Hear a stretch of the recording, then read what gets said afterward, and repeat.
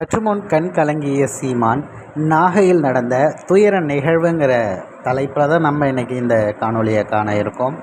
யாரும் எதிர்பார்க்காத ஒரு மிகப்பெரிய துயர நிகழ்வாகத்தான் இது அமைந்திருக்கிறது. மாற்று கட்சியினரை சார்ந்தவராக இருந்தாலும் அவர்களுக்கும் நாம் கொடுக்க வேண்டிய மரியாதைன்னு ஒன்று இருக்குது. அந்த வகையில் அண்ணனுக்கு நிகர் அண்ணன் மட்டும்தான். செந்தமிழன் சீமான் அவர்களிடமிருந்து ஒரு மிக முக்கியமான அறிக்கை சற்று முன் வெளிவந்திருந்தாங்க. அதில் அவர் என்ன குறிப்பிட்டிருக்கார் அப்படின்னா, இந்திய கம்யூனிஸ்ட் கட்சியின் மூத்த தலைவரும் நாகப்பட்டினம் நாடாளுமன்ற உறுப்பினருமான பெருமதிப்பிற்குரிய ஐயா மு. செல்வராஜ் அவர்கள் உடல்நலக் குறைவால் மறைவெய்திய செய்தி அறிந்து அதிர்ச்சியும் மிகுந்த மனவேதனையும் அடைந்தேன்.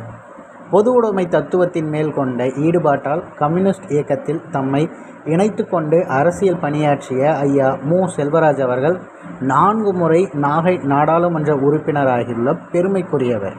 என் மீது தனிப்பட்ட முறையில் பேரன்பு கொண்ட ஐயா அவர்கள் கடந்த 2019ஆம் ஆண்டு நடைபெற்ற நாடாளுமன்ற தேர்தலில் இந்திய கம்யூனிஸ்ட் கட்சி வேட்பாளராக போட்டியிடும் போதும் நாகையில் நான் பேசிய பரப்புரை பொதுக்கூட்டத்தில் பெருந்தன்மையுடன் கலந்து கொண்டு என்னுடைய பேச்சை ரசித்து கேட்டு வாழ்த்திய மிகப்பெரிய பெருந்தகை ஐயா மு. செல்வராஜ் அவர்களின் மறைவு பொது உடைமை இயக்கத்திற்கும் நாகை மக்களுக்கும் ஏற்பட்டுள்ள பேரிழப்பாகும். ஐயாவின் மறைவால் துயருற்றுள்ள அவரது குடும்பத்தினருக்கும் உறவுகளுக்கும் கம்யூனிஸ்ட் கட்சியினருக்கும் அரசியல் நண்பர்களுக்கும் நாகை மக்களுக்கும் என் ஆறுதலை தெரிவித்து உங்களது துயரில் நான் பங்கெடுக்கிறேன். ஐயா மு. செல்வராஜ் அவர்களுக்கு என்னுடைய கண்ணீர் வணக்கம் என நாம் தமிழர் கட்சியின் தலைமை ஒருங்கிணைப்பாளர் செந்தமிழன் சீமான் அவர்கள் பதிவு செய்துள்ளார்.